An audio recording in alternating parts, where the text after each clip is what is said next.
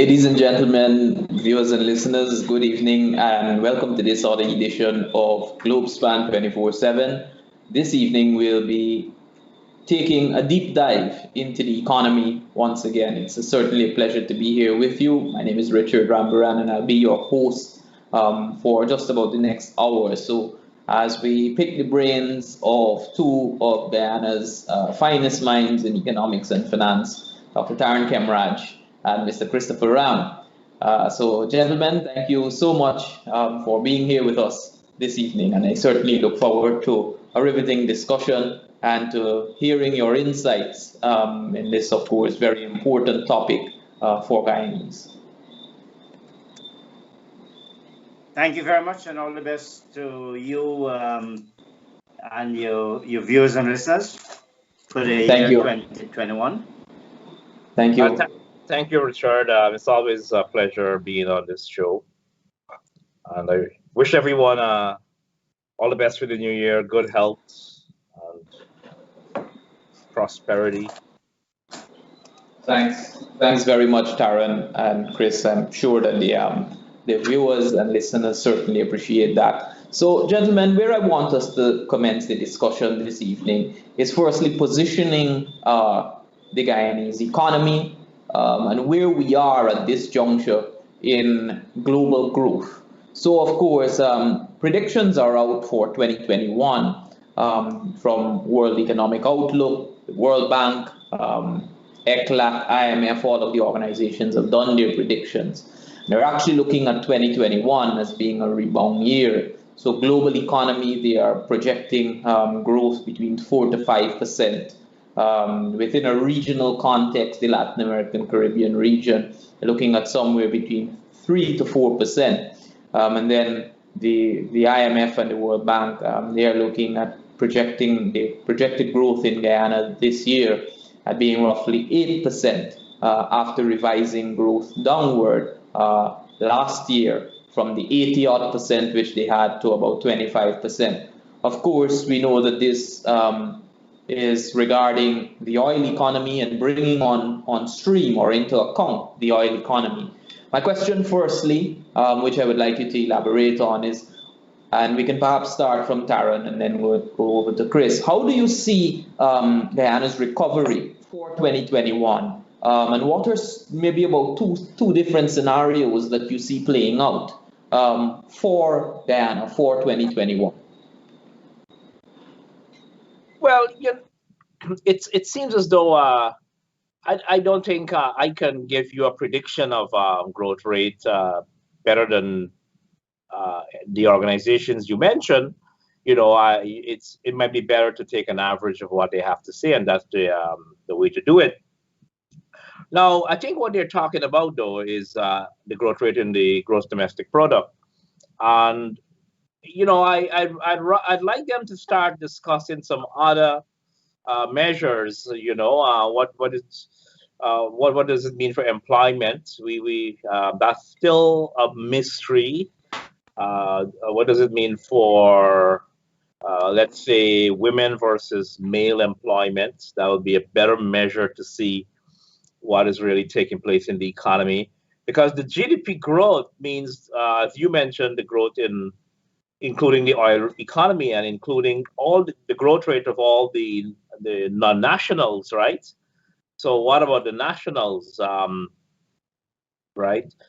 So I have no doubt that the growth rate will be quite spectacular this year and in the next few years, right? But the country, as always, faces big problems on employment, labor force participation, quality of the employment. Are we addressing fundamental issues like the civil service, its professionalization, the policy implementation? I mean, no matter how good ideas you have, and I have seen the government, at least the Ali government, is starting to discuss some interesting and good pressing some good buttons. But at the end of it, you're going to be constrained by implementations, and I have to say, I'm not yet convinced that implementation, we have really addressed the implementation issues.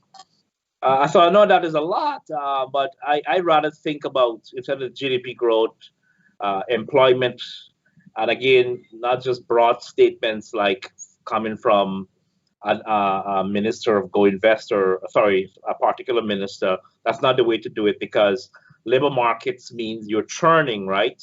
The people losing work and people gaining work. The question is the net effect, right? And we don't know what the net effect is. So if we can know some of that, we can make better predictions about the future. But if you're talking pure growth, I mean, yeah, I think the country is going to do well. What I'd like to see also appearing is in this year and beyond, because this is not a one-year thing. This growth is really a long-term issue, right? We should talk about the trend, not the cycle, right? This is the theme that I've talked about many times. You can have the cycle going up and down, but what is the trend rate of growth over the next 10 years? And addressing that would require addressing the fundamental, the big issues, right? Investments, climate. And look, Guyana, I mean, this government is very, it has made no hesitation in pointing out it's a pro-business government. It's willing to lower taxes and all of that. But there's still some fundamental issues that have to be addressed. It's much more than taxation, as you would agree. So yeah, I mean, this year is going to look really well, because you're also coming out from a little bit of a slump from last year. So I think the world economy is going to pick up. I guess the U.S. economy, is going to grow probably 4%, 4.5%, 5% this year. That's pretty big growth rate. So when the U.S. grows, it pulls the world with it, as you know. Oil prices should remain between $40 to $50 for the rest of the year. I would think it might get over 50, but I don't see it staying over 50 for very long for various factors, which I wouldn't get into right now. But if it can stay between 40 to 50, I think, it wouldn't be a bad situation. Right. Thanks for those insights, Tarron. We are, of course, going to be coming to some expectations from some important national instruments later in the program, and also I'd like you to expand a little bit more, not just on the growth aspect, but also on the development aspect. But we'll get to that as the program goes on. Chris? All right. I think part of our problem is we have a serious deficit in terms of our statistics. So that's something I believe we have to pay a lot of attention to. We've got Dr. Ashley Singh has returned to Ghana. He's now the Minister of Finance, and I truly hope that he will pay some attention. So when we start talking about numbers, yeah, we do have to try to recover. We remember in the first part of 2020, for example, the economy had declined by close to 5%, despite the fact that the oil sector, the non-oil sector of the economy had declined by about 5%, while the oil sector has grown. And you will expect these spectacular numbers because we are starting from a zero base in terms of petroleum. And I agree with Tarron then that perhaps what we will have to start doing is we have to start looking at a trend. As we look forward, it might be just useful to briefly look where we have come from. We survived one of the real dangerous threats to our democratic existence. And thank God the Prime Minister Rowley from Trinidad was proved wrong. He said it wasn't going to end well. Well, and many people had thought that would be so. In fact, we survived it. We survived it reasonably well. with a little bit of assistance from the United States of America, which is kind of ironic, but we wouldn't get into that. I think the Ali administration has got off to a solid, if not a spectacular start. The economy, I believe the Bank of Guyana and the moratorium that it gave businesses generally allowed businesses, bank borrowers to stay in business. We've had the inflation rate, the exchange rate, interest rate, business performance have all been, as I said, if not spectacular, certainly given where we were and the changes we faced and what was happening in the global economy, we ought not to be complaining too much. So that's where I would like to start. It's been a short time, it's just about 5 months. We haven't seen a lot of movement towards governance and democracy and those things.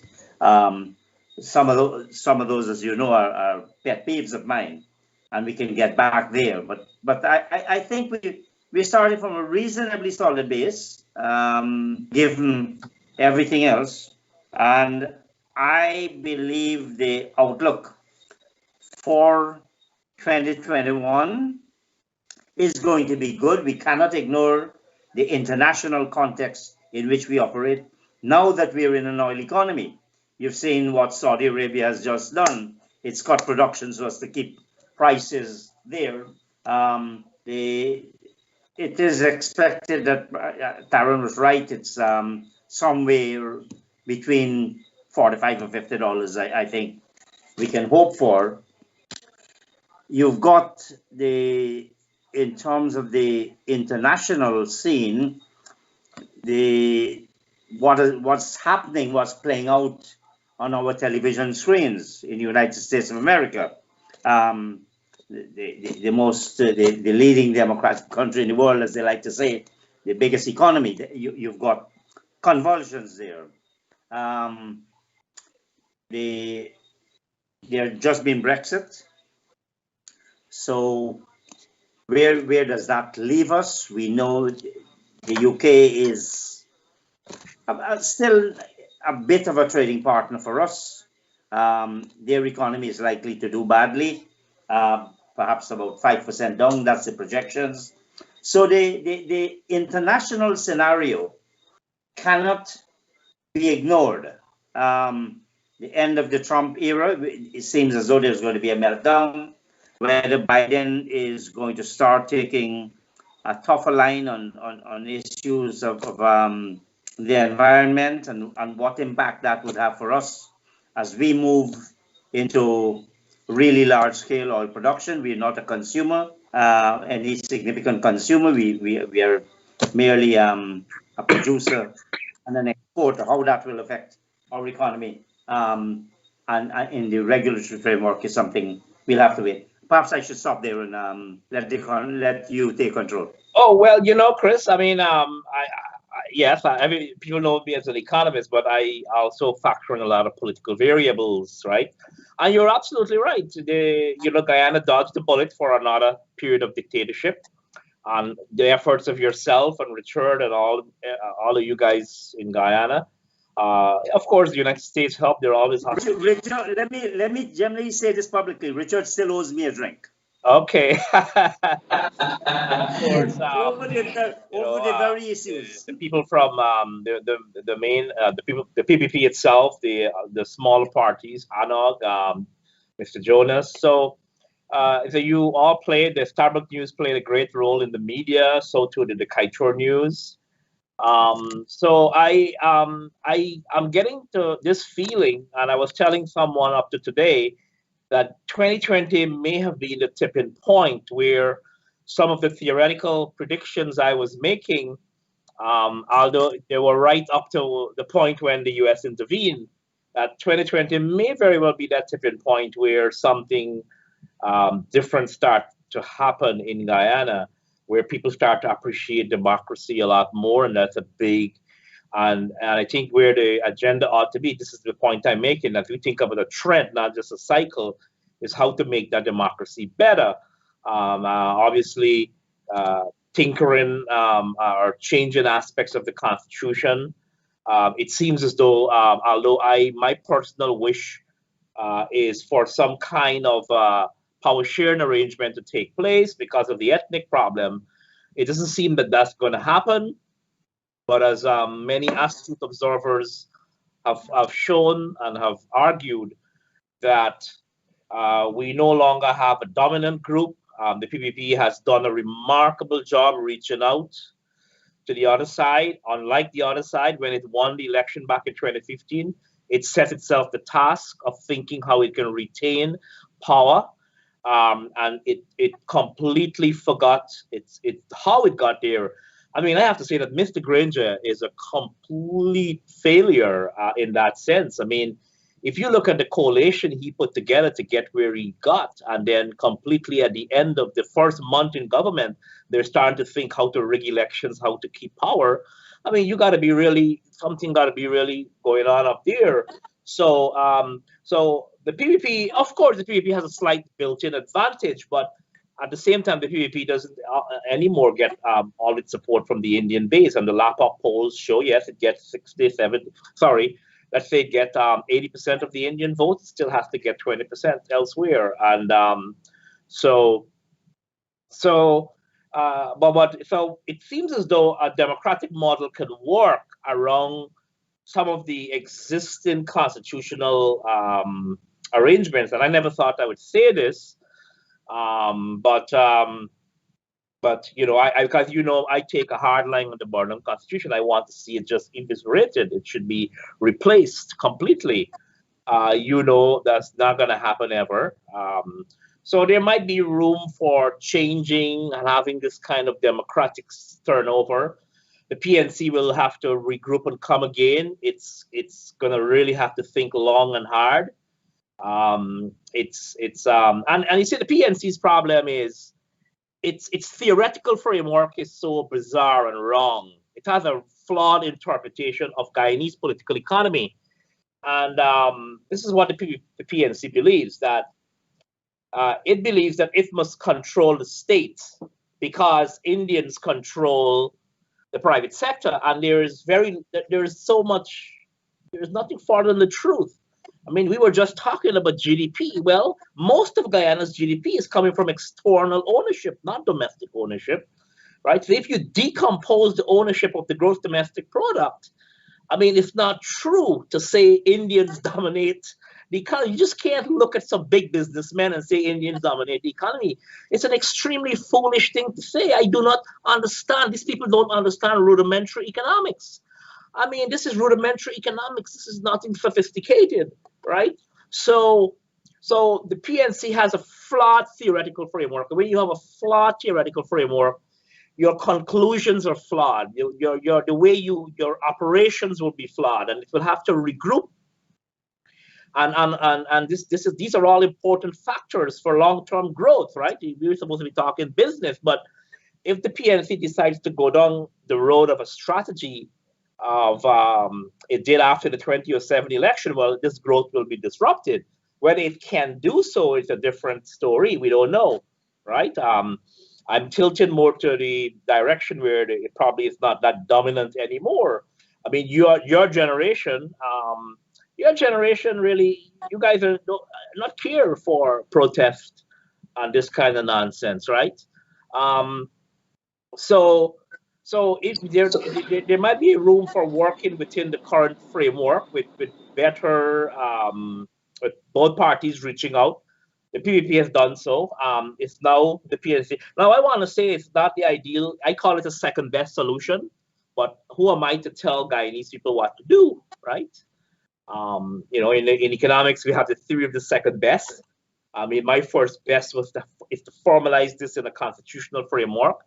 It's never going to happen. The PPP is never going to accept this. The PNC is not going to want it. They want the whole thing for themselves because, again, they believe that they have the right to dominate the state because somehow Indians dominate the private sector. Well, what they haven't looked at is how the numbers of the mass poverty also in the Indian community, you see.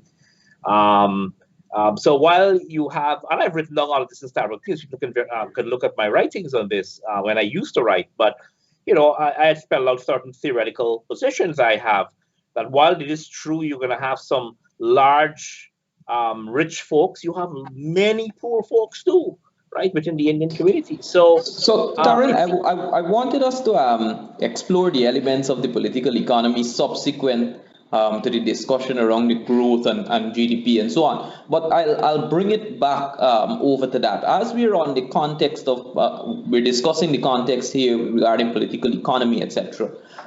What I want to get from both yourself and Chris is, we are at a critical juncture in the country. We're talking of growth and all of this development, etc. But what institutional and structural reforms are you hoping, as an observer and as a participant in the Guyanese economy, what institutional and structural reforms are you hoping to see being undertaken urgently in 2021? Who's that for, Chris or me? Both of you. Tarron, you can go first. An urgent reform I'd like to see would be to consider, I'm not going to talk infrastructure, physical infrastructure, I'm going to talk the invisible infrastructure, education. I'd like to see a long-term plan put in place to revitalize, professionalize the University of Guyana, okay? Because I'd like to see a plan put in place to create a research-oriented university that would have teaching scholars, okay? Where the professors or the lecturers are not only doing their research, but they're going to be teachers as well, and good teachers, because there is a misconception out there that we can do this with online degrees from UE, and this is one of my criticisms of the government, right? That you're gonna, and as you would have read from me in the past, that I am a big advocate of UE. I am a big advocate of integrating UG and UE. I don't have that problem. That's not the criticism I'm making here. But my position is that a better vision has to be laid out for UG, because this is not something that will pay dividends this year or next year. This is going to pay dividends into the future. The world is moving into the direction of research, whether it's research in cell. I mean, look at we've got to move to the stage where we do research for the sake of research. If people were not doing research for the sake of research, right, we would not have known about messenger RNA. Messenger RNA was discovered in 1963. A guy just decided to publish a paper on it and outline the theory. Well, it's messenger RNA they use to build the vaccine that will trick the coronavirus, so the spikes of the virus will not attack the cells, right? So we have to now think about moving into a world of research. And this thing about just willy-nilly handing out scholarships to go to UE, I mean, it has to be planned out better. And that will be my one thing. Of course, there are many other things to do, but Tarron, you maybe want to give us maybe one more, something else. Well, I might be stepping on Chris's toe, but I have the highest regard and respect for Chris. I do believe in statistics because, I mean, this is something you would have read my columns.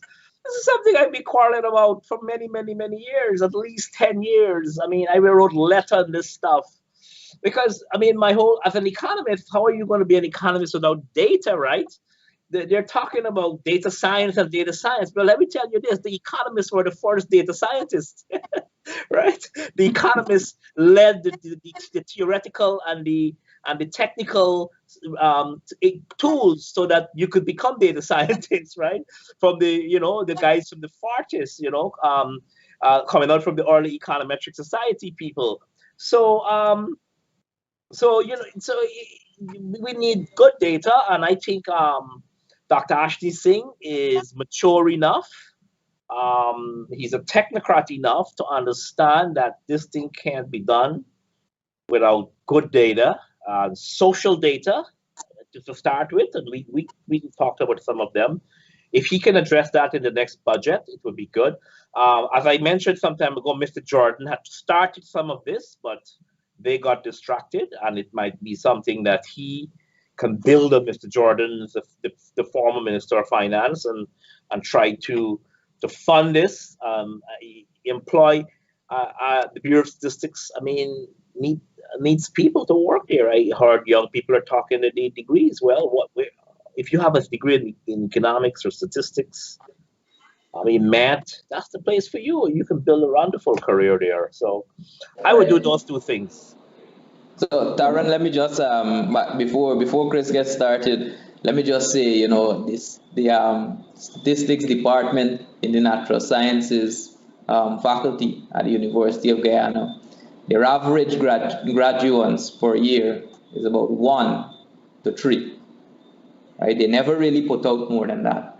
So that will just give you an idea of where we are. So not many statisticians, but let's not go too much into it. Matter. If we get incentives right, if we can give people the scholarship, you don't give if you could steer people to certain areas, they might get into it. I think this is where the discussion of long-term planning and ensuring streamlining in accordance with a medium-term plan, it becomes very important. So we're not, doing ad hoc budgeting and such like. But Chris, you want to go ahead. Institutional and structural reforms you're hoping to be urgently undertaken in 2021. Okay, I think we agree. This stats business. If you're going to do any planning, what you're going to we're going to talk about anecdotal. These people have got house, these people have got money. No, you really do need some serious information, which is why even the $25,000, it's the first tranche.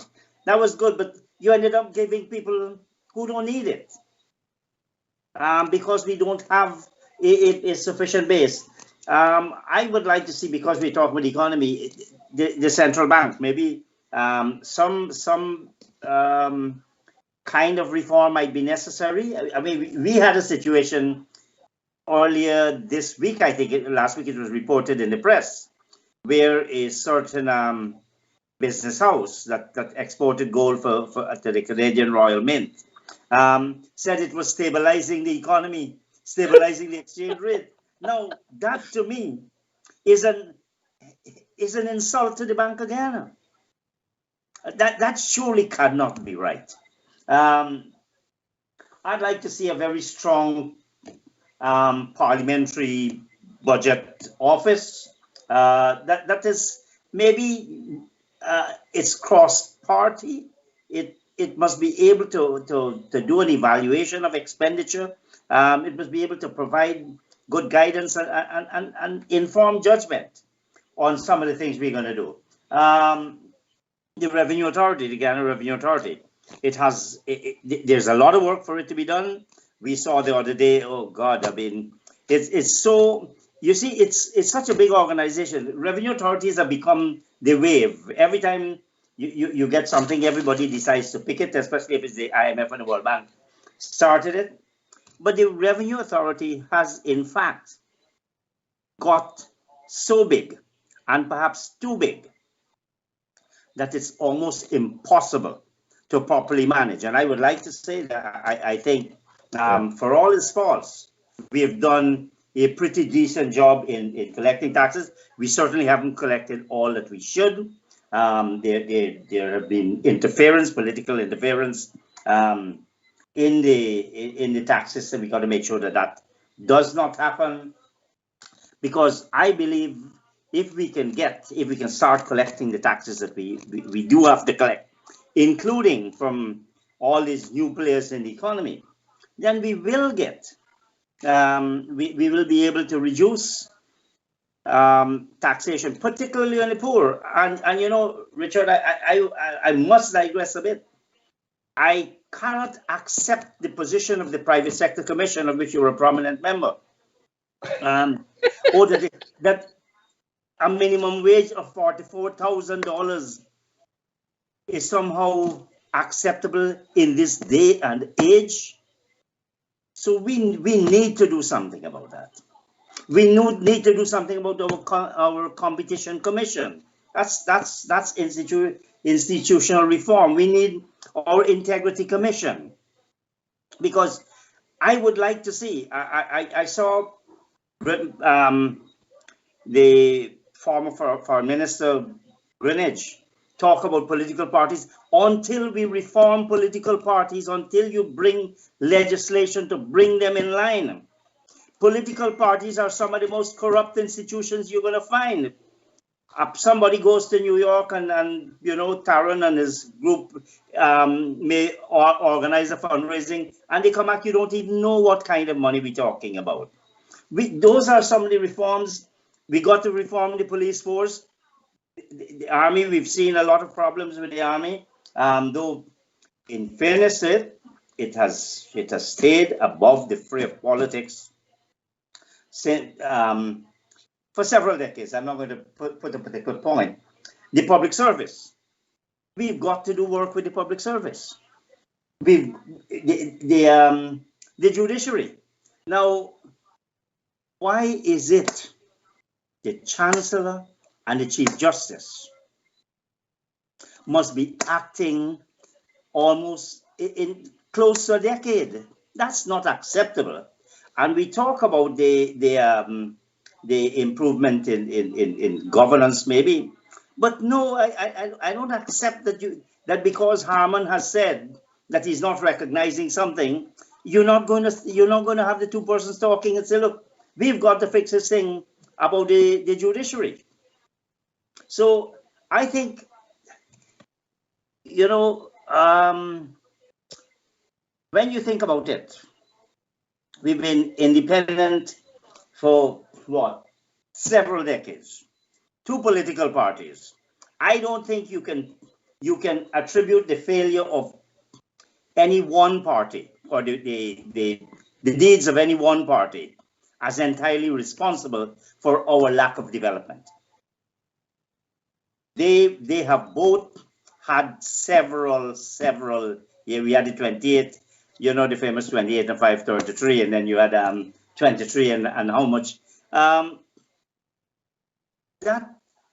it's something is wrong with our political system. Now I know Tarron talk, and if you talk about institutional reform, the Constitution, I've heard so much said about the Constitution.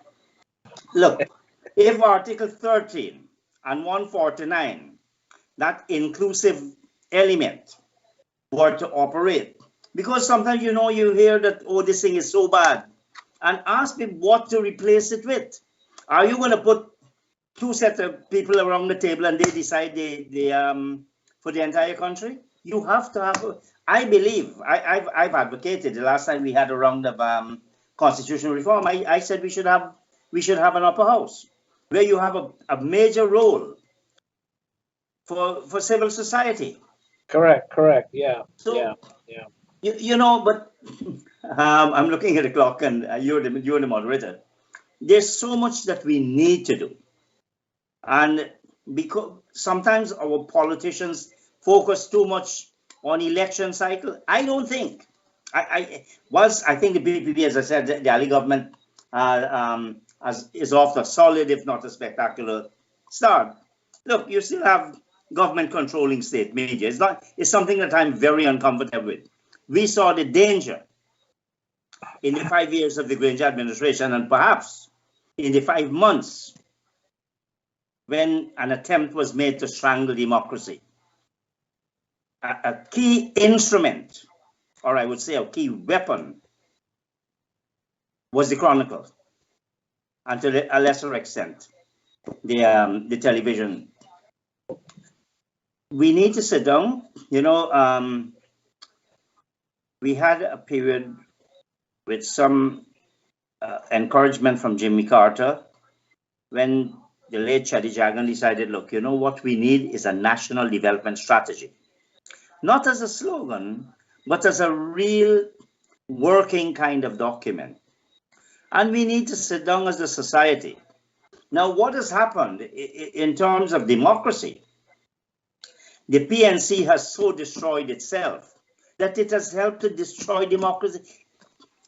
democracy because you need strong political parties. You need a strong opposition if you want to have a strong government. You can't have, say, the Kaicho News or the letter columns of the Sabbath News or a few civil society people being the opposition. That's not what democracy is about. Democracy is about the alternative government being in the opposition. And just like that, it can take power. Because we talk about institutions and we talk about democracy or its absence. I wrote very early o'clock that what Granger should have been proud about was that in 5 years, Guyana changed government twice. Not many places, and if you look at our history, it took us sometimes decades to change a government. So we can mature, and we are maturing as a democracy, but we have to have a greater sense of participation. People must not wait for a handout. They must be given jobs that are meaningful, paying meaningful salaries, whatever the private sector says, regardless of what it thinks its influence is or was, and that it provided all the support during the five months. It has, as a country, we have an obligation to make sure that everybody feels that they have a stake in this country. Otherwise, we're going to continue to have a situation where you can't find a good electrician, you can't find a good mechanic. Even gardeners are sometimes difficult to find in this country. And yet we want to go in the helter-skelter development. Correct. Where do people come from? You don't have people policy. Correct. You don't have a population policy. So this discussion on institutional and structural reforms, it's certainly something that it's a long-term issue, and it requires solutions which will be viable in the long term. One thing, however, as a caveat, is that it's also a very long discussion on it. So that's a subtle warning, is it? the background. The background folks are telling me that we have to go to a commercial break now. So when we return, we'll just pivot the discussion a bit back to the economy where we initially started off, and of course explore a few other themes. So we'll be right back, gentlemen. All From One Supplier is pleased to announce its online shipping for West Indian and American groceries. Order online at allfromonesupplier.com and with free shipping and deliveries to any part of the United States. Save time and energy to shop for all of your West Indian groceries from the safety of your home or office. We carry West Indian products like curry powders, meats and fish, dashing bush, pepper sauce, sodas, and your favorite snacks. All From One Supplier has it all. All From One Supplier fulfills and ships your order directly to you. So visit All From One Supplier today to start shopping, or call All From One Supplier at 718-551-3292 to handle all of your West Indian grocery needs. That's All From One Supplier, 718-551-3292. Free shipping, free deliveries, or curbside pickup from allfromonesupplier.com. Travelspan has low fares on American Airlines, Eastern Airlines, Caribbean Airlines, and JetBlue. Let Travelspan shop and compare prices for all 4 airlines. Guyanese now have choices, so book your preferred airline through Travelspan. Call Travelspan at 718-845-0437 for the lowest deals between New York, Miami, and Guyana. That's Travelspan at 718-845-0437. From Miami to Guyana, rates are as low as $186 one-way and $417 round-trip. Deals from New York to Guyana are as low as $191 one-way and $475 round-trip. And Travelspan is also offering shop and ship. So if you cannot travel, you shop and Travelspan will ship all your items for you. So call Travelspan today in New York at 718-845-0437. In Georgetown, 227-1701. In Berbice, 337-4287. And in the West Coast Demerara, 269-0140. Travelspan has several offices to serve all your needs, so call Travelspan today. Logistics International, based in Trinidad with representatives in Guyana, is pleased to announce its shipping services from Trinidad to Guyana. Logistics provides shipping services and has experienced personnel to handle all of your shipping needs from Trinidad to Guyana. Buy in Trinidad and let Logistics handle all of your shipping to Guyana, from small boxes to container sizes. Call Logistics in Trinidad at 1-868-336-8218 to handle all of your shipping needs, and they handle all sizes. Logistics International has been shipping for over 22 years to many Caribbean countries with reliability and dependability.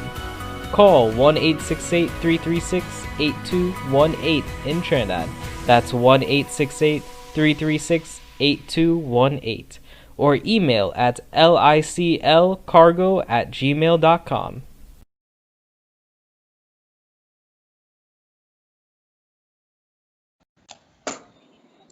So, viewers and listeners, of course, welcome back. And I promised you at the beginning of this show a very riveting and deep discourse by these two gentlemen. And certainly, thus far, I have not been disappointed, and I hope that you have not been so far. So, we're back here with Mr. Ram and Dr. Khemraj, and we're discussing generally the outlook for 2021. We ended the last segment by discussing some institutional and some more longer-term structural reforms we're hoping to undertake in 2021. Now, I just want to lead the discussion back to the economy. So certainly before March 2021, we will be having budget 2021 being presented. And, you know, the government has offered a number of support, a number of measures of support and stimulus, etc., that they have claimed for the economy over the past few months. Now, on a matter of particularly budget 2021, what are some of the things which you are expecting coming out of budget 2021?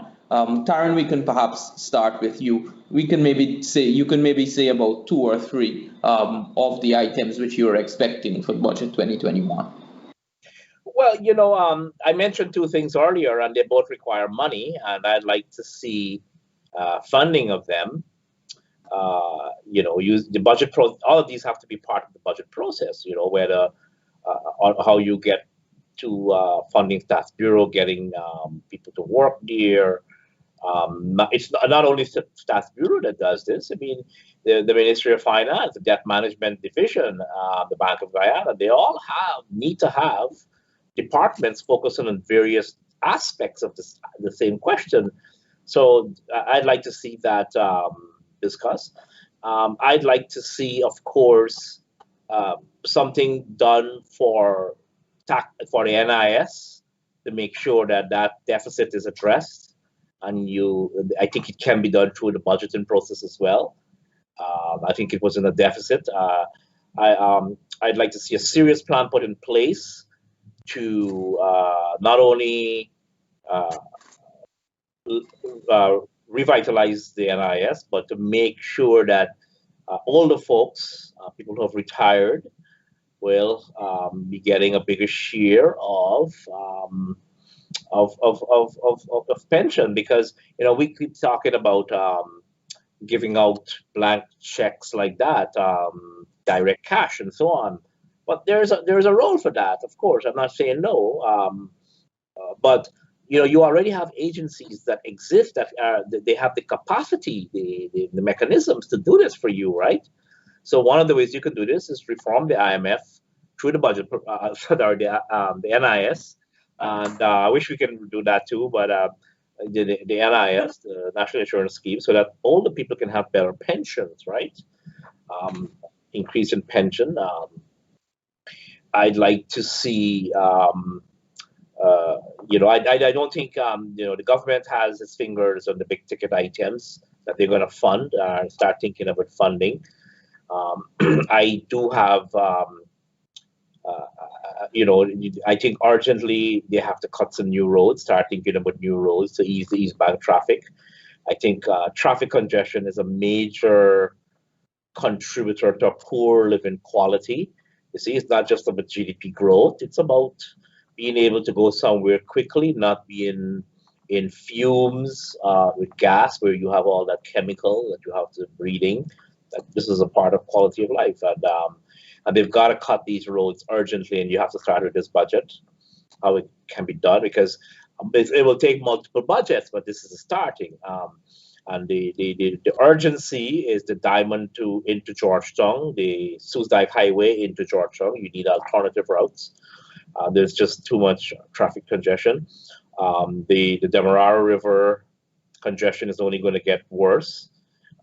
The bridge there, I do have my views on bridges and positioning of bridges and all of that, but these are beyond budget processes.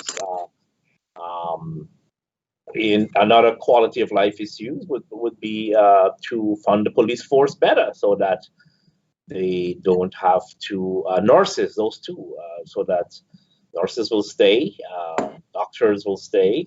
You want to make sure these guys, you have to find ways to either to discuss the public service unions on this, because I do not believe we can just give blanket increases like that. You have to prioritize certain professions. I'm not going to comment on the big ticket infrastructure items. Those are beyond one budget. But if I were to start thinking about a few quick issues, would be the easing traffic congestion, improving the statistical capabilities of the nation, right? And start thinking about University of Guyana. All of this have to be done within the budget process. Thanks for that, Tarron. Chris, I know you usually comment extensively on the budget. What do you see, or what do you hope comes out from budget 2021? Look, I do think as a minister, Dr. Ashley Singh is outstanding. He can bring a lot. I'm very disappointed. I must say that we hear the budget is in its final stages and all of that. We haven't heard about any consultations. And I think we must never forget these things. And it's so easy to forget. And which is where, again, you expect opposition to be talking about it, but so civil society, private sector commission and so on. I think what we have to do, we have to use the budget, we have to use the tax system to help to promote the social and other objectives of the country. What we want to do is to make the life of people better, whether it's through sugar or rice, oil, whatever. We clearly have got to make sure that we maximize revenues from the certain sectors that we spend in sectors. For example, the GRA. And I'm glad to see Dr. Ashley Singh said this the other day. GRA has to make refunds more promptly. Yeah. Though I believe a big constraint is the Ministry of Finance. Because the Ministry of Finance says, look, I want you to give me so many $1 billion by such a time. There's no money for refunds. I think the government, the PPP government, in its first budget, the question of addressing this issue of embedding input taxes on VAT, I thought that was a good thing. That should help the export sector. Tarron, the NIS situation is actually much worse. It's not just a deficit. It's a question of sustainability. Correct. The very viability of this scheme. Now, part of the problem, I think successive governments have been afraid of the private sector. That you can't increase. You have to increase. This is a contributory scheme. And so we have to deal with this question of having a proper contribution structure. What has been happening? I mean, do you know the 2016 actuarial study has not yet been discussed in the National Assembly? Serious. 2016. we mustn't forget in terms of the budget, what does the budget do about health? Should every Guyanese have the opportunity to be tested and to be vaccinated? I think they should. So in my view, we have to put health right up there, right at the top. We have to make sure that our roads, I drive through certain areas. Sorry, you want to say something, Tarron? Yeah, I'm sorry for cutting, but Tarron, go on. there is one issue that I have always thought about, and I'd like to see it explored by the government. And I know, Chris, you would understand this intricately. In the United States, they have something called an earned income tax credit, and I'd like to see a mechanism similar to this, because it's a scheme, it's a mechanism that incentivizes work, but you're going to have the rebate system working really well. You can't have a situation where the Ministry of Finance or whoever is not doing this quickly. So if let's say if you work this year and you show your income tax and your income is at a certain threshold, you're going to get a very nice check coming back to you sometime in the year, right? That's what it's called by an earned income tax credit. Yes. To get the check, you got to go to work. You got to prove you're working. You got to submit your tax statements, right? Your tax returns, as they say. So it is the tax system can be used to go down on an individual level, not just things for business. This is something for individuals, while incentivizing individuals to work. And it may be, it might be something to consider. Increase the supply of labor. There might be a supply dimension where some people choose, okay, I probably should stay home. Well, if you're incentivized, if you're working and you're going to get this tax rebates at the end of a period, why not? Let me give this. But Tarron, like you said, that's predicated certainly on the system working and it being fluid and not having all of these various rigidities that exist. We got to fix it. That's the whole point about you cannot discuss budgets and economy and growth in isolation of all these things. Well, I just I want us to because we've mentioned it, but I want the viewers and listeners to understand a particular consequence. Chris, should we not fix this NIS issue? And we're talking here a question about sustainability and even or existence of the organization or collapse of the organization. Should we not fix this and this NIS collapses as a result of what has happened in the past? Where does that leave the Guyanese worker? Well, it's funny. I did a paper the other day. I can't say much about it. I shouldn't.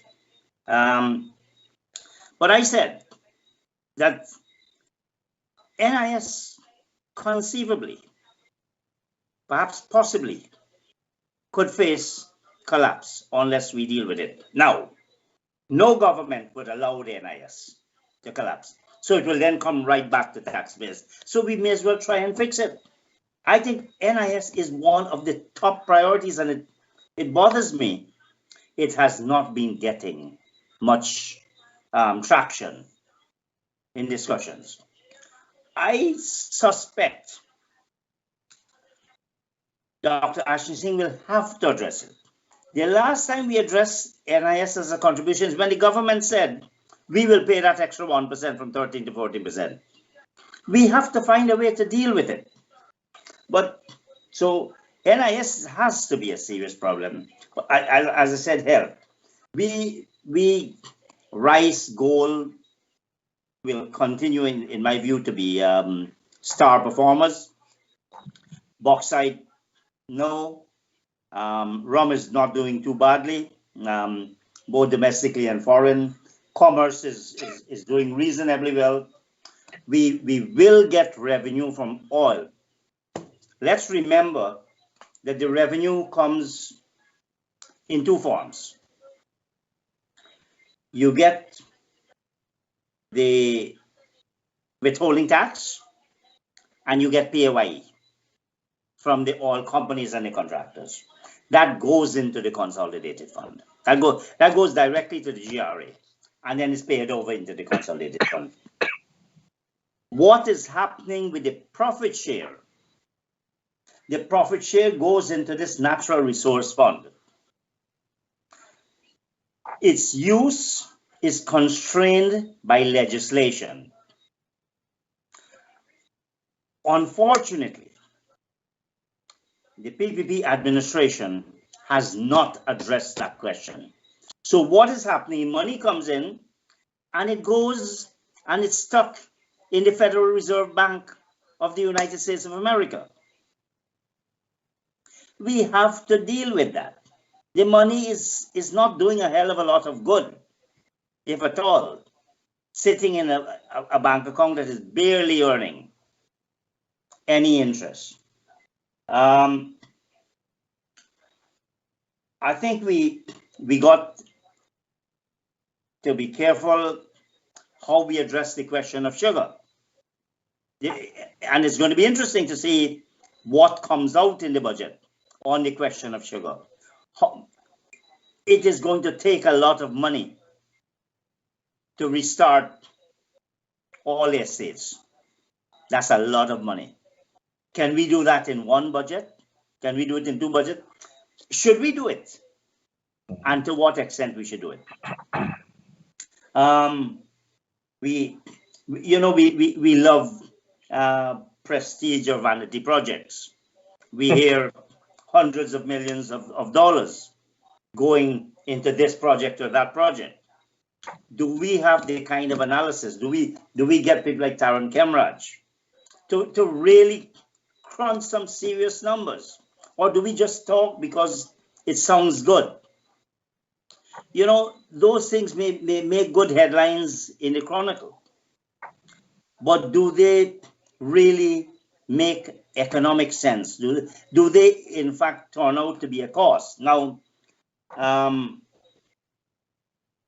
so that's the kind, and which is why I said we also need some institutional reform with serious budget analysis, because we got to look at the income side, what money we have available, and we have to look how we spend it. It's for all we say, and the IMF and everybody says, because we're a newcomer, we will get substantial GDP growth. But as Tarron said just now, how much of that says here?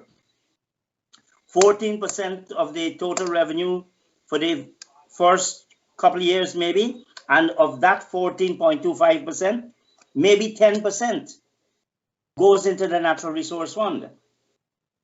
So, you know, this Chris, is the point where that retention of the remainder of the value in the economy becomes very important through local content, because what is paid up and what is paid through, etc., and the bad contract and all of that we talk about so often, that is a component of it. But the local content and the local spend and the in-country retention is also very, very important to ensure that we do have some amount of prosperity and turnover as a result of this. Well, I agree with you. But listen, so, we have to know it. I must tell you, I am most disappointed as far as local content is concerned. It seems that we never knew. Sorry, Tarron. Go ahead. Sorry. Yeah. It seems as though we never knew that we have legislation that requires local content, sir. It requires, since 1985, we've had legislation. I have spoken to some people who are dealing with local content and don't seem to know that. Correct. I mean, and exactly. And the person who, if we want to use, just might shock people what I'm about to say, but there's also, this is the other extreme of local content, is the whole Burnham agenda, right? Was a local content agenda, right? Wasn't it? So That's correct. I am not surprised that, you are telling me that Barnum and the Constitution would not have had legislation, right? So this is really, and this comes back to another discussion. Sorry to get me started on the Constitution, but perhaps the reason why we don't know this is because which small country got a Constitution that's 278 pages long? The American Constitution is this tiny document, right? It's because we put all kinds of stuff in that document, and people doing law are not necessarily everybody are experts in the Constitution. It's just a handful of people. But let's go back to local content. You see, the Burnham local content was meant within a whole context of an industrial strategy, right? Burnham was going to do it through import substitution industrialization, which, you know, is not the way to do it. It's not. Burnham's intuition was right, but the theoretical frame on which it was based was wrong. Because if you have a small population, you can't do import substitution industrialization, right? So, so local content now in the modern era, okay, it's not only applied to the oil sector.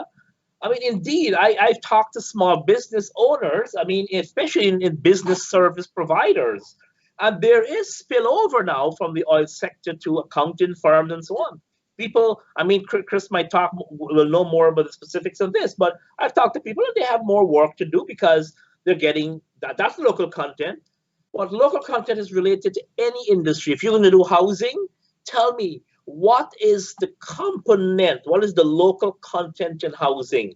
Okay, why are you designing a pumping system such that we have to import black tanks and pumps if we're going to build houses? When I grew up, I could vaguely remember water can go up to the second floor from the high Agricola water tank, right? And this is from Agricola to Houston, right? Why are we designing? Where is your industrial strategy? Industrial strategy means a lot more than manufacturing. It's all these things together, right? So, and so if you're going to do a housing program, well, where is the zinc coming from? Where is the cement coming from? Where is your labor coming from? Well, we have a good idea where the labor coming from. This guy needs labor. That's local content. Who are the builders, right? The nail, the hinges, the toilet fittings. Where are they coming from? And Guyana can manufacture these toilet fittings. I mean, there's no reason. I know in around 98, 2000, when I used to be active in political campaigns in Berbice, there was a business guy who made these toilet bowls in Guyana. I don't even know because I don't even know if he does it still. It was a business based in Berbice, right? Now, why are we not having businesses? Or why is the government not incentivizing this kind of business, right? All right, so this is what local content means. You must have an industrial strategy, and it's connected to every single industry, not just oil. Oil is just the new kid on the block, right? Now, if you want to talk about local content, there is no other industry, large-scale enterprise in Guyana, and in the history of Guyana that did more local content than Gaisuku, right? So you close the entire Gaisuku and you destroy industrial capacity that exists. I'm not saying the current way of doing the industry where your cost of production is 30 US cents a pound and the market price is 15 cents. That's viable, but there's a serious discussion needs to be done on Gaisuku. I know the government is aware mistakes were made. When reform should have been put in place, they weren't put in place. So we are where we are now. I mean, this is the problem we face, right? Because we're not forward looking. We're always thinking for the election cycle. So local content is a big discussion, and local content can be in budgets. Yes, and it's an annual thing. Local content have to be coupled with every single industry you have: housing, sugar, rice, right? But on the other extreme, Tarron, when we speak about statistics and ensuring revamping of the machinery for statistical collection, I think certainly with the whole discussion of local content, it's something that ought to be included. But gentlemen, we on these programs and in the public discourse tend to focus quite a bit on government. And government is only one component of the economy, and we've guided the discussion here nicely. What advice would you gentlemen have for the private sector, the collective private sector in Guyana, particularly the local private sector, as we move into 2021? There are a number of issues, but what advice would you have for the collective private sector? And then we'll go to final remarks from you. Tarron? Or Chris, you can go ahead. Chris, go ahead. Go ahead, go ahead. Look, I think Guyana has some wonderful entrepreneurs. They are not all buyers and sellers. They are not all people who go to China and see what we can get as cheaply as we can get and bring it back. We've got some pretty good entrepreneurs, particularly given our size and our market and so on. What the government needs to do is to just not to spoon feed these people, but allow them to operate. So, yes, we must regulate businesses. We must have, as I said, a competition commission must be made to work. But I think we have the framework. The problem for us, we have grown in sports.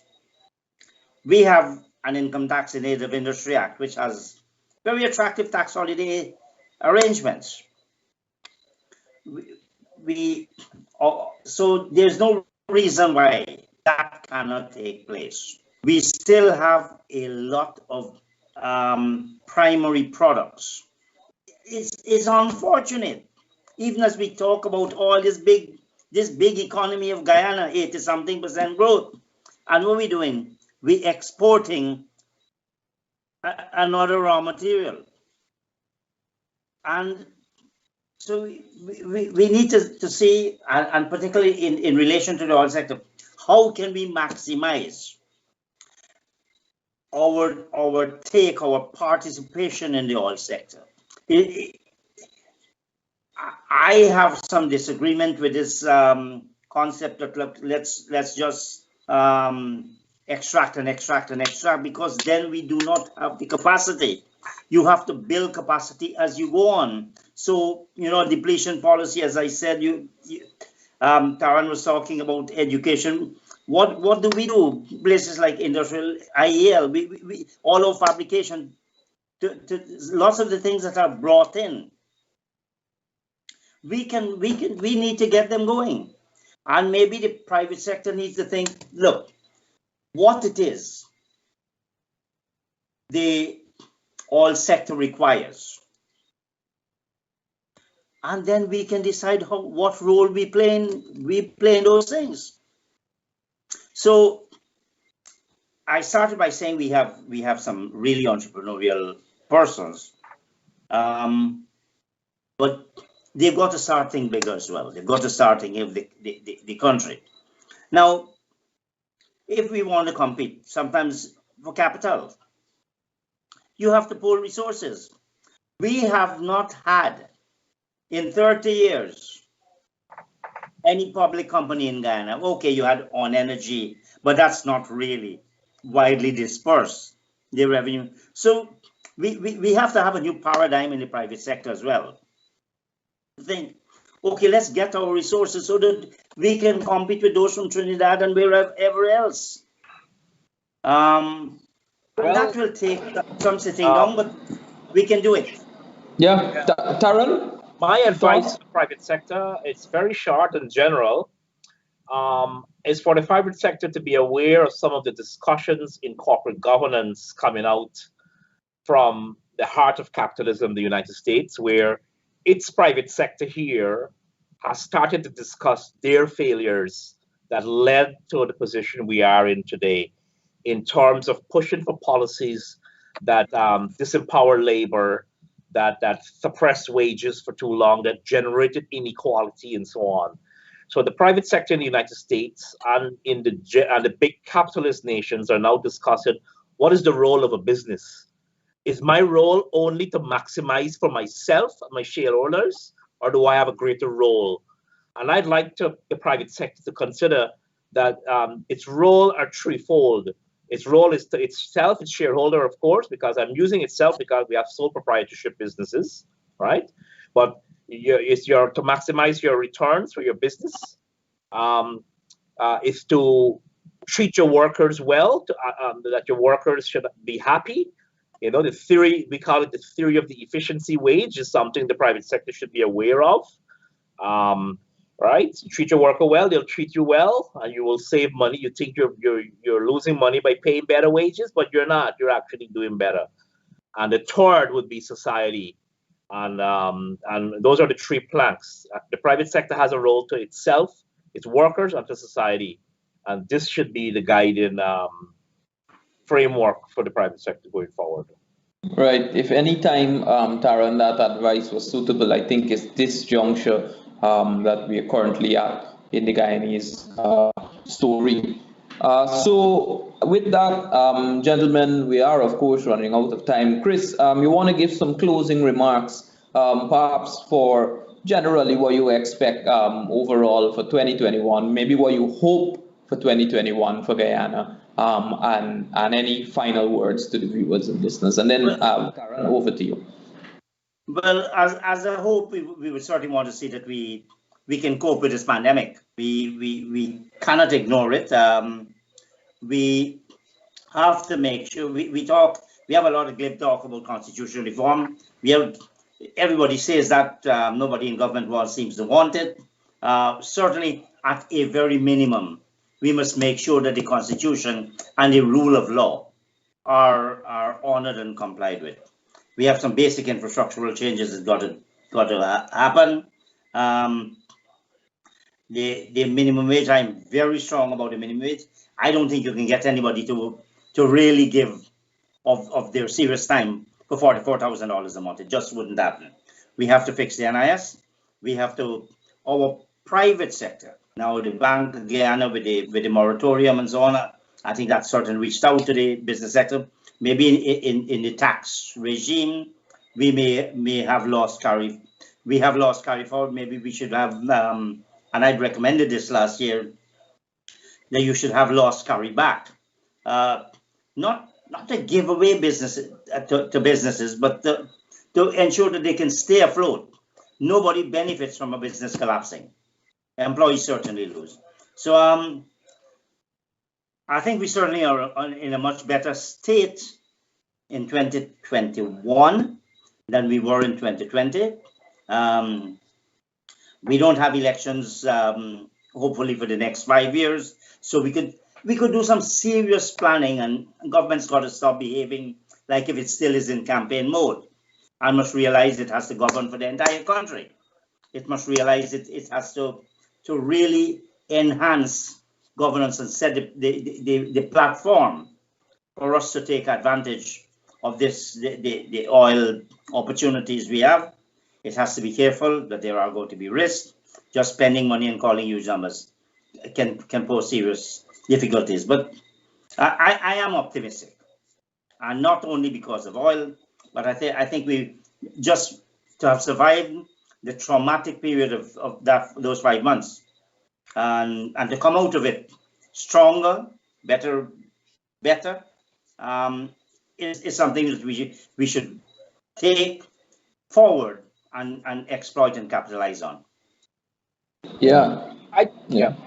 Well, in closing, excuse me, I think 2021 would be a good year for Guyana.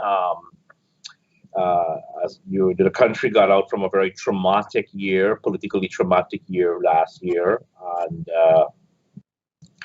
and it's the pandemic should dissipate, barring no serious mutations. I think the vaccines should do their job. We should get herd immunity through the vaccines. I think the new President Ali genuinely wants to do something that is really good for the country and great. You could see it in his you could hear it in his speech. You could see it in his body language. He definitely wants to move the country forward away from the mistakes of the past. So barring also, as I said, no mutation and no political destabilization, I think 2021 will be a fantastic year for Guyana. And it might have been that 2020 was a tipping point for Guyana on many levels. Those who are studying these tipping points might be able to, so I'm quite optimistic about 2021, and but that does not mean that there are not fundamental things that got to be done. We mentioned one of them. It's imperative that NIS is saved for the sake of poor people. It's imperative that quality of life issues be addressed, like traffic congestion. You have to have a strategy of vehicles, a number of vehicles you're allowing, versus the amount of roads you have. Gaisuku. I mean, there are so many challenges, that exist, and but I'm optimistic. Thank you. Gentlemen, I just want to say, 6 months ago, Chris, Tarron, we could have probably never even dreamed that we would be sitting here 6 months later and having a conversation on the economic development of Guyana.